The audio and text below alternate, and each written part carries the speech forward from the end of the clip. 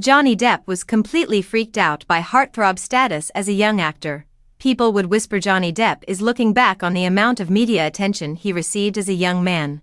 In a new documentary about his frequent collaborator Tim Burton, and the second episode of filmmaker Tara Wood's four-part untitled documentary series on Beetlejuice director Burton, 66, Depp, 61, admitted he felt uncomfortable with his celebrity status, after archival footage of Burton showed the director describing Depp as very much not the sex symbol he was portrayed as in the media.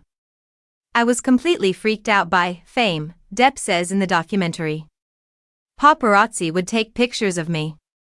People would whisper and point their finger and stuff. I felt like sort of this raw nerve on display."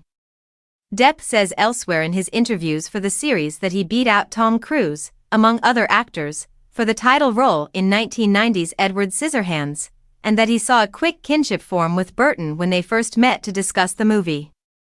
"What I noticed the first time we met was he wasn't saying very many words," Depp said. "Burton would begin a sentence and I would go, 'Oh yeah,' and then we would talk about Boris Karloff or something. We related on a lot of levels.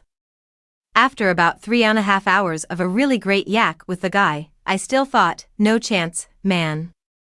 No chance." He recalled vying for the Edward Scissorhands role. Edward Scissorhands ultimately proved a hit for Burton and Depp, and the pair went on to collaborate on movies like 1994's Ed Wood, 2005's Charlie and the Chocolate Factory, 2007's Sweeney Todd, The Demon Barber of Fleet Street and more. While discussing his performance as Edward Scissorhands, Depp said he realized after a certain point that the character was based on Burton's own personality, and worried that he was acting poorly.